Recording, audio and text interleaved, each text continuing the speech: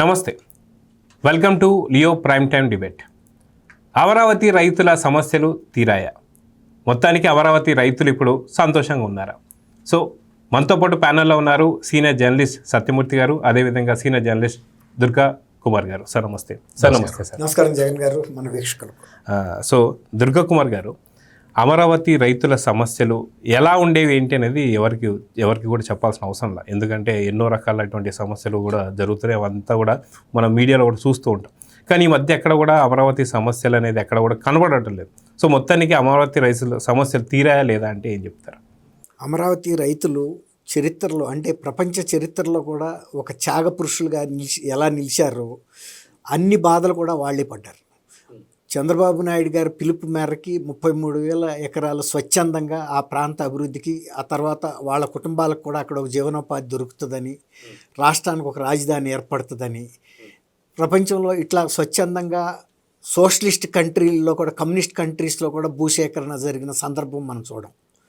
అటువంటి త్యాగధనులకి 2019లో జగన్మోహన్ రెడ్డి గారు అధికారంలోకి వచ్చిన తర్వాత, అది కూడా నేను ప్రజా రాజధానిని అంతకన్నా గొప్పగా నిర్మిస్తాను చంద్రబాబు నాయుడు గారు చెప్పిన దానికన్నా, మోడీ గారు చెప్పిన దానికన్నా అని హామీ ఇచ్చి మరి వచ్చి వాళ్ళని తీసుకెళ్ళి త్రిశంకు స్వర్గంలో కాదు ఒక నరకంలో పడేసాడు. అసలు ఆ నరకం చూసిన తర్వాత ఇక ఆ నరకం నుంచి బయటకంటూ వస్తే ఎటువంటి పరిస్థితులైనా బెటర్గా ఉన్నట్టే. ఎందుకంటే వాళ్ళ కుటుంబాలకు సంబంధించిన ఏ పనులు వాళ్ళు చేసుకోలేకపోయారు. బిడ్డల పెళ్ళిళ్ళు చేయలేకపోయారు, పిల్లల చదువులు చేసుకోలేకపోయారు, ఇళ్లలో వచ్చే అనారోగ్యాలకి సంబంధించి హాస్పిటల్స్లో వైద్యాలు పొందలేకపోయారు. ఒక అనాథల్లాగా రోడ్లు పట్టి మీరు చెప్పారు 5 సంవత్సరాల నిరాహార దీక్ష కూడా చేసి, అసలు అంత నిరాహార దీక్ష 5 సంవత్సరాల పాటు జరిగిన సందర్భం కూడా మనకి ఎక్కడ కూడా కనపడతాం. ముఖ్యమంత్రి ఇంటికి కోత వేటు దూరంలో జరుగుతున్న ఈ నిరాహార దీక్షని జగన్మోహన్ రెడ్డి గారు కనీసం ఆయన 5 సంవత్సరాల పరిపాలనలో కనీస మర్యాదగా కానీ కనీస మానవత్వ దృక్పథంతో కూడా ఇల్లు కూడా పలకరించాల. అది నిర్వహించింది కూడా మహిళా రైతులు, వాళ్ళ బిడ్డలు. వాళ్ళకి పండగ లేదు, ఈ పబ్బం లేదు, ఏమీ లేదు. తర్వాత వాళ్ళకి ఇస్తామన్న కనీస కౌలు డబ్బులు కూడా ఇవ్వకుండా కూడా వాళ్ళని ఇబ్బంది పెట్టాడు. తర్వాత ఇంకా ఇప్పుడన్నా తను తర్వాత అయినా రాజధాని వస్తుందేమోనని దానికి సేకరించినటువంటి సామగ్రిని, పరికరాలని, రకరకాల వాటిని కూడా తీసుకెళ్ళి పడేశారు. అంటే ఈ దొంగతనాలను ప్రోత్సహించి తీసుకెళ్ళిపోమన్నారు. ఇంకా మిగిలి ఉంటే ఇతర నియోజకవర్గాలకు పంపించారు. వాళ్ళ మాజీ మంత్రుల నియోజకవర్గాలకు ఎన్నికల్లో కనీసం కొన్ని వాగ్దానాలు నిలబెట్టుకుంటారు. ఆ విధంగా రైతుల్ని వేధించుకుతున్న పరిస్థితిని వాళ్ళు చూశారు. తర్వాత రాష్ట్ర వ్యాప్తంగా కూడా జగన్మోహన్ రెడ్డికి ఇంత ఓటమి కారణానికి అది కూడా ఒకటి. అంటే అమరావతి రైతుల్ని ఆయన పెట్టిన బాధలు అది రైతులందరికీ పడ్డ వాతలుగా మిగిలిపోయింది.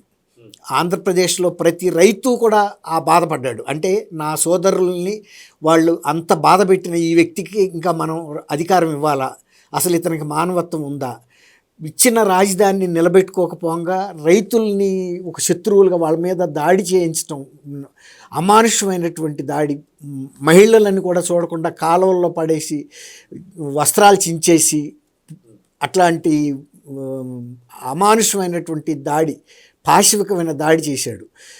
అట్లాంటి పరిస్థితుల నుంచి వాళ్ళు ఇవాళ చంద్రబాబు నాయుడు గారిని కావాలని కోరుకుని తీసుకొచ్చిన తర్వాత ఇవాళ ఎప్పుడైతే సిఆర్డీఏకి మళ్ళీ పూర్తి అధికారం, సిఆర్డీఏ రద్దు చేయడానికి కూడా జగన్మోహన్ రెడ్డి దాని కూరలు పీకేశాడు. అసలు సిఆర్డీఏ అనేది కార్యరూపంలో లేకుండా చేసేసాడు. దాన్ని రకరకాల పీలికలు చేశాడు. తర్వాత ఒక ప్లాండ్ సిటీగా డెవలప్ చేయాలి క్యాపిటల్ అనుకున్న స్థలాలను తీసుకెళ్ళి ఎవరెవరినో తీసుకొచ్చి ఎక్కడెక్కడో వాళ్ళకి మద్దతుదారులు అనుకున్న వాళ్ళని అరాచక శక్తులకి సెంటు భూమి అని అట్టా ఇచ్చాడు. తన భూమి కాదు అది. నిజంగా తన భూమి ఇడుపులపాయలు అది కనుక అట్లా ఇస్తే ఎవరు అభ్యంతరం వ్యక్తం చేయడానికి అవకాశం లేదు. రైతులు సిఆర్డీతో ఒక ఒప్పందం చేసుకుని ఇదంతా కూడా సమగ్రంగా ఒక పథకం ప్రకారం అభివృద్ధి జరుగుతుంది, ఆ అభివృద్ధిలో మన భాగస్వాములు అవుతాం అనుకున్నారు. కానీ ఎక్కడో ప్రాంతాల నుంచి తీసుకొచ్చి ఇక్కడ అరాచక శక్తులకి స్థలాలు ఇచ్చి ఇక్కడ శాంతి భద్రతల సమస్యని, అనేక రకాలైనటువంటి ఇతర సామాజిక సమస్యలని సృష్టించాలని కూడా ప్రయత్నం చేశాడు. అటువంటి ప్రయత్నాలన్నింటినీ ఎదుర్కొని వాళ్ళు చంద్రబాబు నాయుడు గారు వచ్చిన తర్వాత సిఆర్డీలో త్రిసభ్య కమిటీ వేశారు. దానికి పెంసాని చంద్రశేఖర్ గారు, నారాయణ గారు, తర్వాత లోకల్ ఎంఏ శ్రవణ్ కుమార్, వీళ్ళందరూ కూడా రైతులకి ఇచ్చినటువంటి భూములు ఏవైతే ఉన్నాయో వాటికి హద్దురాళ్ళు పాతటం ఒకటి. అది కొన్ని ఏంటంటే వాస్తు దోషాలు, లేకపోతే ఈ రోడ్డు సోలా అంటారు కదా, ఇలాంటి కొన్ని ఆచరణలో ఇబ్బందులు వచ్చినాయి. అటువంటి వాటిని కూడా మానవతా దృక్పథంతో అటెండ్ చేద్దాం మనం. కొంచెం కష్టమైన, క్లిష్టమైన, కొంచెం సాంకేతికమైన ఇబ్బందులు వచ్చినా కూడా, ఎందుకంటే వాళ్ళు స్వచ్ఛందంగా వచ్చి ఇచ్చారు కాబట్టి అటువంటి వాటన్నిటినీ సిఆర్డీఏ భరించి వాళ్ళకి సహకరించాలి. తర్వాత సిఆర్డీఏ గతంలో వీళ్ళు వెళ్తే పట్టించుకునే పరిస్థితి కూడా లేదు. అనాథలు లేకపోతే యాచకులు వస్తే తోలేస్తారు చూసారా, ఆ విధంగా తోలేశారు. ఇవాళ ప్రతి వ్యక్తి నేను సిఆర్డీలో భాగస్వామిని, సిఆర్డీఏ సిబ్బంది నా మీద బతుకుతున్నారు, సిఆర్డీఏ ఏర్పాటైంది మా వల్ల అనే ఒక హక్కుగా వెళ్ళి ఆ మర్యాద, ఆత్మగౌరవాన్ని పొందుతున్నారు. అది గొప్ప రిలీఫ్. అంతకుముందు ఆత్మగౌరవాన్ని కూడా కోల్పోయారు వాళ్ళు. ఆస్తులు పోతే పోయినాయి, ఆస్తులు పోయిన ఆత్మగౌరవం ఉంటే ఉందాక బతకొచ్చు, అది కూడా పోగొట్టాడు. ఇవాళ ఇవన్నీ కూడా సర్దుబాట్లు చేస్తున్నారు. తర్వాత ఒక ప్రణాళికని పట్టాల మీదకి ఎక్కించారు. కొన్ని వేల మంది కార్మికులు గతంలో 2019కి ముందు చంద్రబాబు నాయుడు గారి టైంలో ఎంత జరుగుతుందో అంతకి డబల్ యాక్టివేట్ చేశారు మొత్తం వర్క్స్ అన్నిటిని. ఎప్పుడైతే ఇది యాక్టివేట్ అయిందో వాళ్ళ రిలేషన్, అంటే రైతులకి ఇచ్చిన ప్లాట్ల విలువలు పెరిగినాయి. తర్వాత వాళ్ళకు ఒక భరోసా చిక్కింది, రాజధాని ఇక్కడ నుంచి వెళ్ళదు. తర్వాత ఇంకోటి ఏంటంటే కేంద్రంతో కూడా ఒక చట్టం చేసినారు, అమరావతి మాత్రమే భవిష్యత్తులో ఎప్పుడు శాశ్వత రాజధాని అనేది. తర్వాత ఇప్పుడు గతంలో చంద్రబాబు నాయుడు గారు సిఆర్డీతో వచ్చి రైతులు చేసుకున్న ప్రతి ఒప్పందంలోని అంశాలన్నింటినీ కూడా అమలు చేస్తున్నారు. ఇంకా లిబరలైజ్ కూడా చేశారు. ఇంకా త్వరితగతిని ఇవ్వాలి. ఇంకా అవసరం అయితే రైతులకి ఏ విధమైనటువంటి సహాయ సహకారాలు రాష్ట్ర ప్రభుత్వం నుంచి ఇవ్వచ్చో కూడా ఇస్తున్నారు. అంటే దాని మూలన మనం ఇచ్చిన దానికి గుర్తింపు ఇచ్చింది, గౌరవం, మన గౌరవం ఇచ్చారు, మన అభిమానంతో చూస్తున్నారు అనేది ముందు కడుపు నిండిపోయింది వాళ్ళకి. తర్వాత వీళ్ళందరూ వచ్చి అక్కడ జీవనోపాధి కోసం కార్మికులు వచ్చారు, అక్కడ స్థానికులు కూడా జీవనోపాధి దొరుకుతుంది. అనేక వ్యాపారాలు, వ్యవహారాలు అన్నీ కూడా ఆర్థిక నగదు చలామణి ఎప్పుడైతే పెరుగుతుందో జగన్ గారు ఆ ప్రాంత అభివృద్ధికి అదే ఫస్ట్. ఎక్కడైనా భూమిలో నీళ్లుంటే ఎలాంటి అభివృద్ధి జరుగుతుందో నగదు చలామణి కనుక పెరిగిందనుకోండి, ఇక ఆ ప్రాంతం ఆర్థికంగా మంచి ఇదిలోకి వెళ్ళినట్టు, వెలుగులోకి. ఇప్పుడు ఆ పరిస్థితిని వాళ్ళు స్వయంగా చూస్తున్నారు. అందుకని చంద్రబాబు నాయుడు గారు వచ్చిన తర్వాత ఇక అమరావతి రైతులకి ఇదివరకటి బెంగ, లేకపోతే రోడ్డును పడి నిరాహార దీక్షలు చేయాల్సిన అవసరం లేదు, దెబ్బలు తినాల్సిన అవసరం లేదు, లేకపోతే న్యాయస్థానాలకనో దేవస్థానాలకనో కాలిబాటను వెళ్ళి రోడ్ల మీద పెట్టుకుని కూడా వాళ్ళు భోంచేయటానికి కూడా అనుమతించలా జగన్మోహన్ రెడ్డి. రైతుల పట్ల ఈ విధంగా వ్యవహరించిన ప్రభుత్వం బహుశా నేను అనుకోవటం స్వతంత్ర భారతదేశంలో ఏ రాష్ట్ర ప్రభుత్వం కూడా చేయదు. నేను స్వయంగా 2020 సంక్రాంతి అప్పుడు ఆ ప్రాంతానికి వెళ్ళినప్పుడు వెలగపూడి, అప్పుడు కొంతమంది సామాన్య రైతులు అనంతపూర్ నుంచి వచ్చారు. వాళ్ళు వచ్చి చూసి ఇంత మంచి భూమి వాళ్ళు ఇస్తే ఈ రకంగా ఇబ్బంది పెడతాడని జగన్మోహన్ రెడ్డిని ఆ రోజే శాపనార్థాలు పెట్టారు. పోనీ వాళ్ళు ఏమైనా చదువుకున్న వాళ్ళు కూడా నిశానీ లేని రైతులు ఎవరైతే అమరావతికి భూములు ఇచ్చారో అలాంటి వ్యక్తులే. అట్లాగే రైతు శాపం పడ్డ ఏ ప్రభుత్వం అయినా ఇటువంటి దుస్థితికి వెళ్తుందో, ఎంత మట్టి గరిసిపోద్దో అంటానికి కూడా జగన్మోహన్ రెడ్డి గారి ప్రభుత్వాన్ని మనం ఉదాహరణ. అయితే సత్యమూర్తి గారు, మనం చూసుకుంటే అమరావతి రైతులు ఎలాంటి సమస్యలు ఎదుర్కొన్నారన్నది చాలా క్లారిటీగా తెలుసు. మహిళా రైతుల్ని కడుపులో తనడం కావచ్చు, ఇవన్నీ కూడా మనం చూసాం. ఆఖరికి వాళ్ళు స్నానాలు చేసేటువంటి ఒక ప్రదేశాల్లో కూడా డ్రోన్లు కెమెరాలో కూడా ఎగిరేసినటువంటి పరిస్థితి మనం వైసీపీ ప్రభుత్వంలో ఉన్నప్పుడు ఏం చేసినా మనం చూసాం. సో ఇప్పుడు ఎక్కడా కూడా కనపడ్డాను. ఎప్పుడైతే 2024 కూటమి ప్రభుత్వం వచ్చిన తర్వాత మొదటి సంక్రాంతి ఏదైతే జరుపుకున్నారో వాళ్ళు అత్యంత పెద్ద పండుగ జరుపుకోవడం మనం చూసాం. సో అప్పటికిప్పటికి ఏంటి తేడా? సమస్యలు మొత్తం తీరిపోయా లేదంటే ఏం చెప్తారు? అంటే ఇప్పుడు అమరావతి రైతుల సమస్యలు అవన్నీ కూడా ఒక్కొక్కటి తీరుతున్నాయి, అందులో పెద్ద ఇదేమీ లేదు. అవి తీర్చడానికి చాలా ప్రయత్నాలు కూడా జరుగుతున్నాయి. కానీ ఇప్పటికీ జగన్మోహన్ రెడ్డి ఆలోచన విధానం మారకపోవటమే దురదృష్టకరం. ఇప్పుడు నువ్వు విధ్వంసం చేయాలని అనుకున్నావు, చాలా ప్రయత్నం చేసావు, నువ్వు చేయలేకపోయావు. ఇప్పుడు అమరావతి అభివృద్ధి పదంలో పరిగెత్తుతున్నది. నీకు అక్కడ కన్స్ట్రక్షన్ యాక్టివిటీ కానీ ఏదైనా కానీ అక్కడ నెంబర్ 1 పరిస్థితి కనపడుతున్నది. 52,000 కోట్ల రూపాయల కన్స్ట్రక్షన్ పనులు అక్కడ జరుగుతూ ఉన్నాయి. జగన్మోహన్ రెడ్డి ఏం చేయాలి? అమ్మా నేను చెడగొడదాం అనుకున్నాను, కుదరలేదు. ఇప్పుడు మొత్తం రాష్ట్రం మొత్తం కూడా అమరావతి వైపు చూస్తున్నది. అందరూ అప్రిషియేట్ చేస్తూ ఉన్నారు. కనీసం మనం అప్రిషియేట్ చేసే గుణం మనకు లేదు, కానీ కనీసం సైలెంట్గా ఉందామని ఆలోచించాలి. కానీ జగన్మోహన్ రెడ్డి ఏంటి అంటే సైలెంట్గా ఉంటే నన్ను ఎవడు పట్టించుకుంటాడు అన్న ఉద్దేశంతో ఇప్పటికీ కూడా అమరావతి మీద విషం చల్లుతూనే ఉన్నాడు. అమరావతిని నాశనం చేయటానికి వీలుగా వాళ్ళ మంత్రులతోటి, అప్పట్లో స్పీకర్గా ఉన్న తమ్మినేని సీతారాం తోటి, వీళ్ళతోటి చెప్పించాడు. వీళ్ళతోటి ఈ బొత్స సత్యనారాయణ ఏముంది అక్కడ శ్మశానం అన్నాడు. ఆ తమ్మినేని సీతారాం ఏంది అది ఎడారి అన్నాడు. పక్కన పచ్చగా పొలాలు ఉన్నాయి, జీవనది కృష్ణానది ప్రవహిస్తూ ఉంటే అతనికి మరి ఆ తమ్మినేని సీతారాంకి నోరెట్లా వచ్చిందో తెలియదు, కానీ ఇదేంది ఇది ఎడారి అన్నాడు. శ్మశానం అంటారు, ఎడారి అన్నాడు. ఈ రకరకాల కామెంట్లు పెట్టి అమరావతి మహిళా రైతుల్ని, ఆడెవడో ఒకడు ఉన్నాడు ఒక కుసంస్కారి, ఆడన్నాడు రైతులు అంటే పట్టుచీరలు కట్టుకుంటారా అన్నాడు. అమరావతి మహిళా రైతుల్ని అత్యంత నీచంగా చూశారు. పెయిడ్ ఆర్టిస్టులు అన్నారు. అసలు పెయిడ్ ఆర్టిస్టులు అన్న పదం అక్కడి నుంచి వచ్చింది. అటువంటి దారుణమైన పదప్రయోగాలు చేసిన ఈ వైసీపీ బ్యాచ్ ఇప్పటికీ కూడా అమరావతి మీద దుష్ప్రచారం చేయటం ఆపల. ఆ మధ్య వర్షాకాలంలో మొత్తం అంతా మునిగిపోయిందని చెప్పారు. మొత్తం అసలు అమరావతి అంతా మునిగిపోయిందని చెప్పి ఏదో బంగ్లాదేశ్ ఫోటోలు తీసుకొచ్చి వేశారు. అది చెయ్యటమే కాకుండా ఇప్పుడు కొత్తగా వడ్డే శోభనాధీశ్వరరావు అని ఒక పెద్ద ఆయన ఉంటాడు. ఆయన తెలుగుదేశం పార్టీలో చాలా పెద్ద పెద్ద పదవులు అనుభవించాడు. మరి ఆయనకి ఏమి అనిపిస్తుందో తెలియదు. ఆయనతోటి మరి ఆయన ఎట్లా ట్యాకిల్ చేశాడో ఈ జగన్మోహన్ రెడ్డి తెలియదు. వచ్చి ఆ వడ్డే శోభనాధీశ్వరరావు పొద్దున సాయంత్రం మధ్యాహ్నం 3 పూట్ల చెప్తూ ఉంటాడు, అమరావతి వేస్టు, అమరావతి రైతుల సమస్యలు తీర్చలేదు, అమరావతి 2వ విడత భూములు ఇవ్వమాకండి, మీరు ఎయిర్పోర్ట్ కడతాడట, ఎందుకు కడతాడు, ఎట్ట కడతాడు, ఇప్పుడు అవసరమైంది అంటాడు. రైల్వే స్టేషన్ట పెద్ద 6 బ్లాకులు కడతారట, ఎట్ట కడతాడు, ఎందుకు అంత అవసరమే ఉంది, ఒక నంబూరులో స్టేషన్ ఉంది కదా, అక్కడ ప్లాట్ఫామ్ మీద రైలు ఆగితే సరిపోతుంది కదా. ఇటువంటి మాటలు మాట్లాడుతున్నాడు ఈ వడ్డే శోభనాధీశ్వరరావు.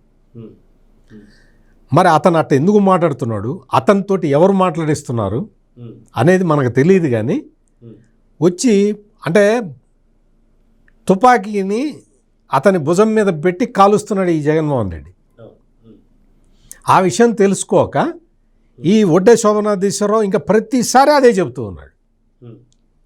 అంటే ప్రజలలో విషం నింపటానికి రకరకాల ప్రయత్నాలు ఇంకా జరుగుతూ ఉన్నాయి. అమరావతి రైతుల అక్కడ వాళ్ళకి ఉన్న అంటే చట్టపరమైన అవరోధాలను తొలగించటానికి కొంత సమయం పట్టిన మాట వాస్తవం. ఇప్పుడిప్పుడే అన్నీ సెట్ చేస్తూ ఉన్నారు. అసైన్డ్ భూములు ఇచ్చిన అమరావతి రైతులకి వాళ్ళకి రిటర్నబుల్ ఫ్లాట్స్ ఇచ్చినప్పుడు దాని మీద అసైన్డ్ అని పెట్టేవాళ్ళు. ఆ అసైన్డ్ భూమి అనే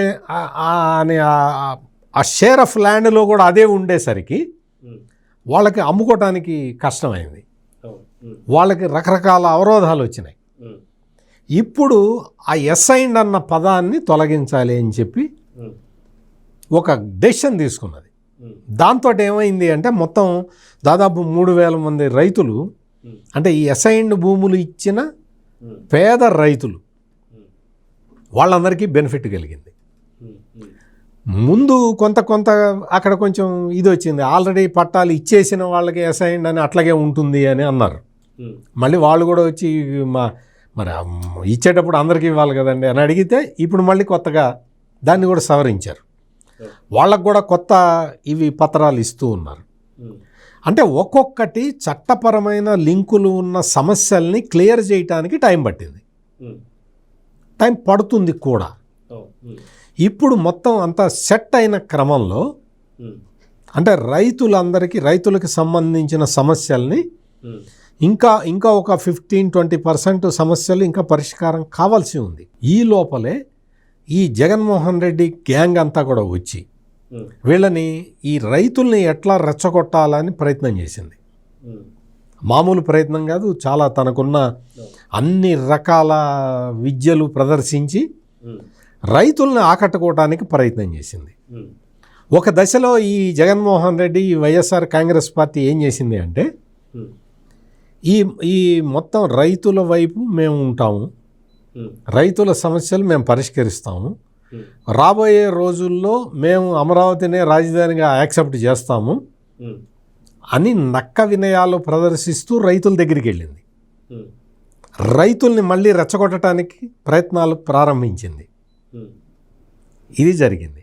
కాకపోతే రైతులు ఈ జగన్మోహన్ రెడ్డి అధికారంలో ఉన్న టైంలో చేసిన విధ్వంసాన్ని వాళ్ళు ఇంకా మర్చిపోలేదు. కాబట్టి ఈ నక్క వినయాలు ప్రదర్శించినా కానీ వైసీపీ చెప్తున్న మాటల్ని అమరావతి రైతులు వినలేదు, విన్నవాళ్ళు కూడా నమ్మలేదు. ఇప్పుడు సమస్యలన్నీ దాదాపుగా నేను చెప్పా కదా, ఇంకొక 15-20% సమస్యలు ఇంకా ఉన్నాయి. మొత్తం పరిష్కారం అయిపోయినాయి. అక్కడ అంతా కూడా అంత వెళ్ళి విరుస్తుంది సంతోషం అని నేను చెప్పను, కానీ బట్ కొన్ని సమస్యలు ఉన్నాయి. ఆ సమస్యలను కూడా పరిష్కరించడానికి ప్రభుత్వం చాలా సీరియస్గా పనిచేస్తూ ఉన్నది. కన్స్ట్రక్షన్ యాక్టివిటీ 52,000 కోట్ల రూపాయల పనులు జరగడం అంటే మామూలు విషయం కాదు. రాత్రింబగళ్ళు పనులు జరుగుతూ ఉన్నాయి. లింక్ రోడ్లు కంప్లీట్ అయిపోతూ ఉన్నాయి. మెయిన్ రోడ్డు సీడ్ యాక్సెస్ రోడ్డుని తీసుకెళ్లి మంగళగిరి దగ్గర హైవే కలుపుతూ ఉన్నారు. కరకట్ట ఎక్స్పాన్షన్ మొదలుపెట్టారు మళ్ళీ. అంటే ఇటువంటి కార్యక్రమాలన్నీ చేస్తూ ఉంటే, అవి చూస్తూ ఉంటే అమరావతి రైతులకి చాలా సంతోషం కలుగుతూ ఉన్నది.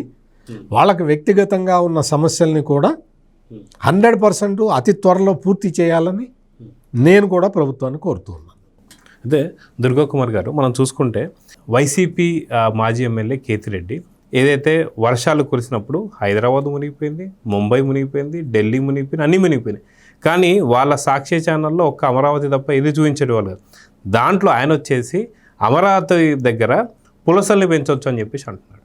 అదిగాక వాళ్ళ సాక్షి ఛానల్లోనే మనం చూసుకుంటే అమరావతి మహిళల్ని వేసెల కింద మాట్లాడారు. ఇలా ఎంతో ఎంతో ఎంతో నీచంగా మాట్లాడిన వాళ్ళు ఇప్పుడు ఏదో వాళ్ళపైన అమరావతి రైతుల మీద ప్రేమ కురిపించేస్తున్నారంటే నమ్మడానికి ఎవరైనా సరే రైతులు సిద్ధంగా ఉన్నారంటే ఏం చెప్తారు?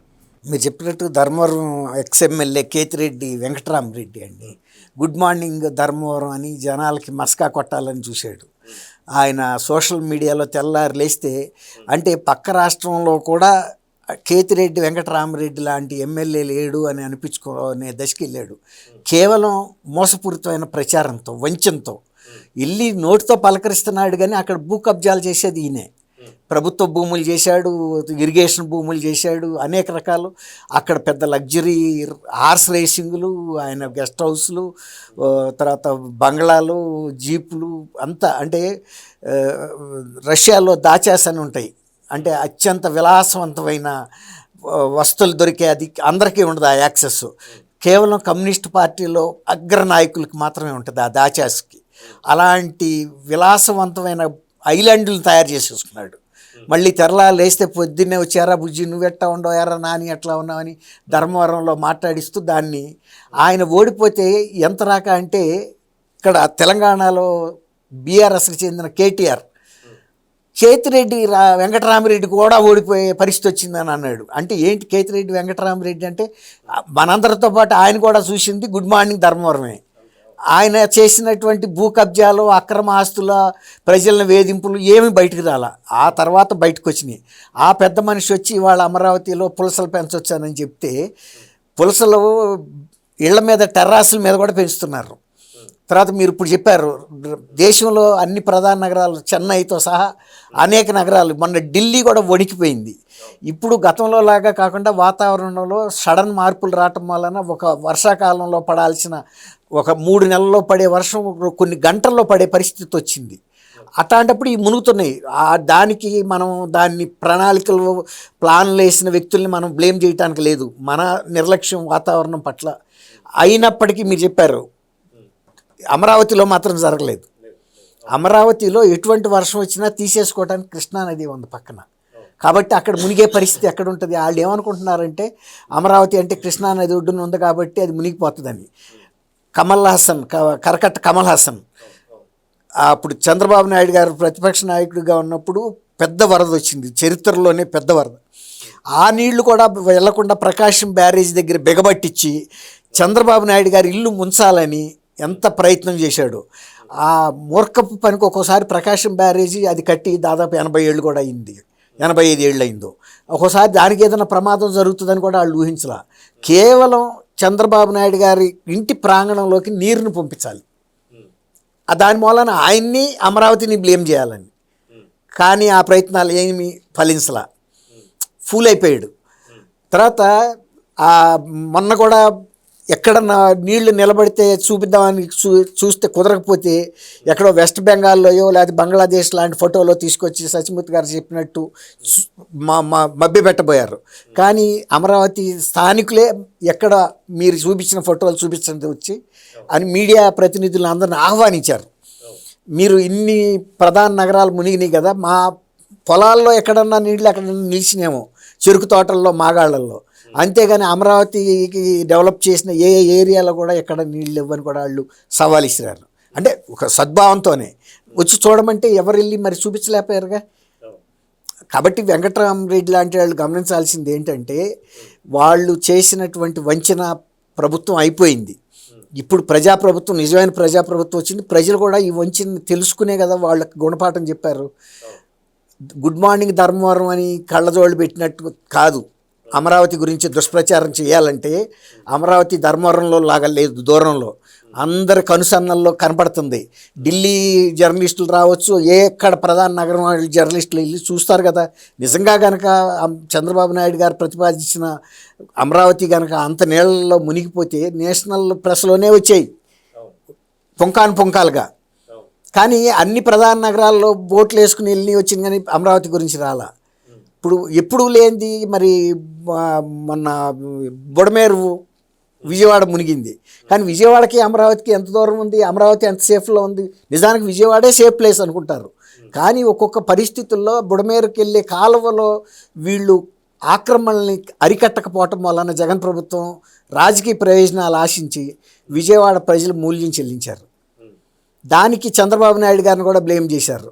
కానీ ఆ ప్రభుత్వంలో నిమ్మల రామానాయుడు గారు ఆయన అక్కడే నిలబడి పగలో రాత్రి చంద్రబాబు నాయుడు గారు కూడా అక్కడే బస్సులో కూర్చుని ఆ రిలీఫ్ ఆపరేషన్స్లో కొత్త పుంతలు తొక్కారు. అంటే గతంలో సాంప్రదాయ పద్ధతులు కాకుండా ఇప్పుడు వచ్చిన ఆపదకి ఏ స్థాయిలో రైజ్ టు ద అకేషన్ అంటారు చూసారా, అట్లా బుల్డోజర్లు, జేసీబీలు, తర్వాత డ్రోన్లు, ఇలా కొత్త పుంతలు తొక్కి రిలీఫ్ తొందరగా ఇవ్వటం, ఫైర్ ఇంజిన్లను కూడా పిలిపించేసి బురదమయమైన రోడ్లని, ఇళ్లని తొందరగా క్లీన్ చేసి ఇవ్వటం.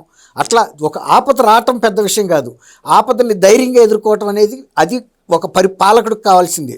మోడీ గారు కూడా ఒక కితాబ్ ఇచ్చాడు.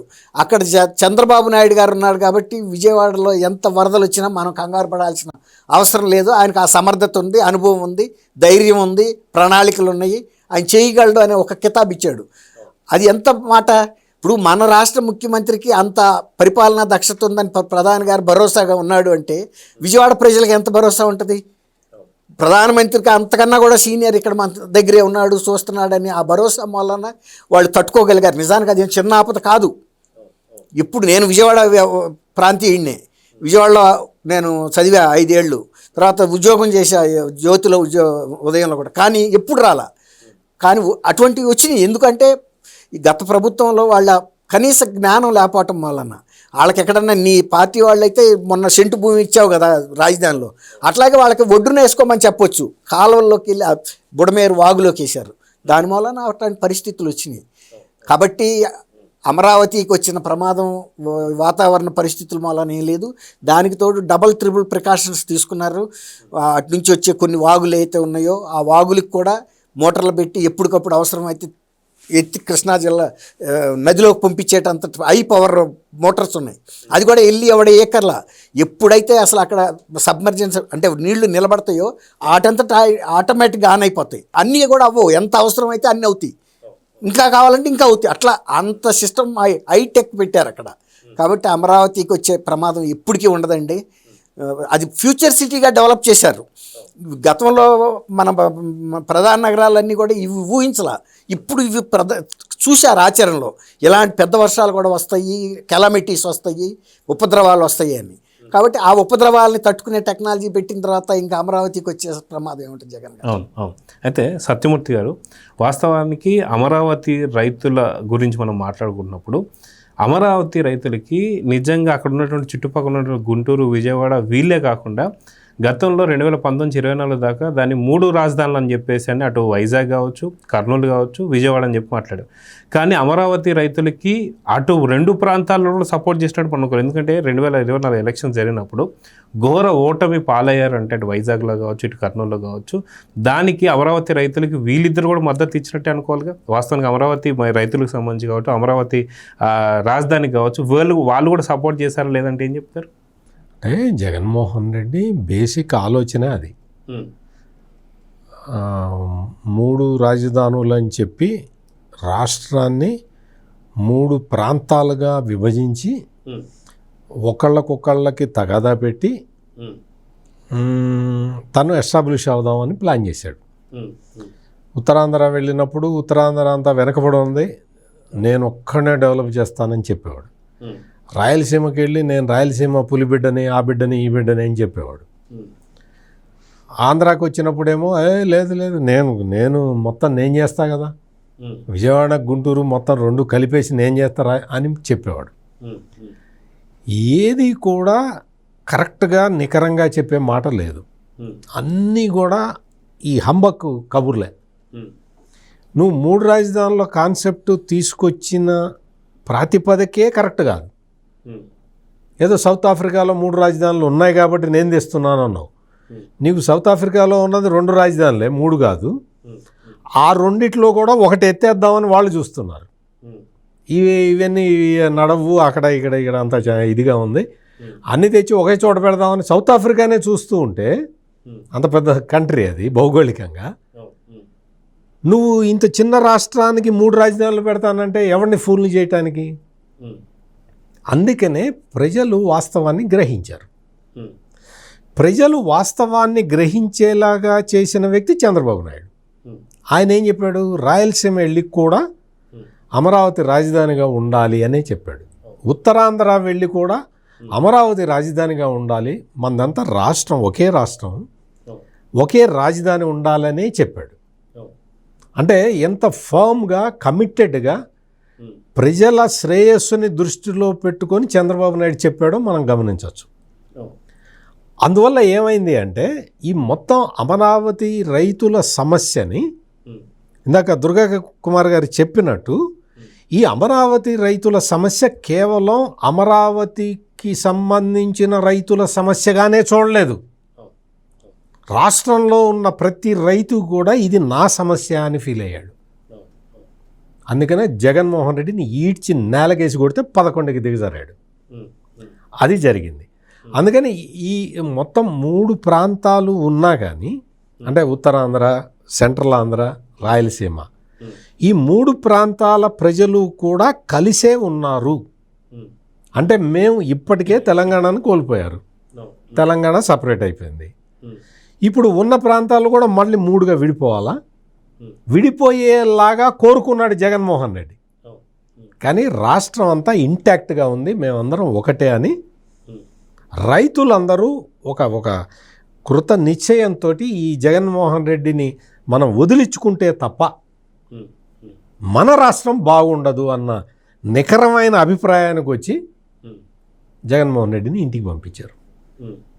ఎక్కడా కూడా రైతులు ఎవరు కూడా ఇప్పుడు ఈ రోజున ఉత్తరాంధ్ర వాళ్ళని వెళ్ళి అడిగిరండి, అప్పుడే చెప్పారు వాళ్ళు, మాకు అమరావతి రాజధాని కావాలండి అనే ఉత్తరాంధ్ర వాళ్ళు కూడా చెప్పారు, రాయలసీమ వాళ్ళు కూడా చెప్పారు. మేము ఈ జగన్ చెబుతున్నట్టు మేము వైజాగ్ దాకా మేము ఎక్కడ పోతామండి, మాకు దగ్గరలో ఉంది, మాకు అమరావతి వస్తాం మేము అని చెప్పి రాయలసీమ వాళ్ళు కూడా తిరుగుబాటు చేశారు. అంటే జగన్మోహన్ రెడ్డి ఇది నా సొంత ఏరియా అని రాయలసీమ గురించి చెప్పుకునేవాడు. అటువంటి రాయలసీమ, అందరూ రాయలసీమ వాళ్ళే, ఎవరు వేరే ప్రాంతం వాళ్ళు ఎవరు లేరు కదా. కానీ మేమంతా రాయలసీమ బిడ్డలం అని చెప్పుకునే జగన్మోహన్ రెడ్డి అతన్ని నిర్ణయాన్ని రాయలసీమ ప్రజలే వ్యతిరేకించారు. ఇది జరిగిన మొత్తం పొలిటికల్ ప్రాసెస్. ఈ పొలిటికల్ ప్రాసెస్లో జరిగింది ఏంటి అంటే కన్సాలిడేషన్ ఆఫ్ పబ్లిక్ ఒపీనియన్ జరిగింది. అందరూ కూడా ఏకతాటి మీదకు వచ్చారు. అమరావతినే రాజధానిగా కంటిన్యూ చేయాలి అని ఒక ఒప్పందానికి వచ్చారు మానసికంగా. దాన్ని సాకారం చేసుకోవడానికి ప్రయత్నం చేస్తూ ఉన్నారు.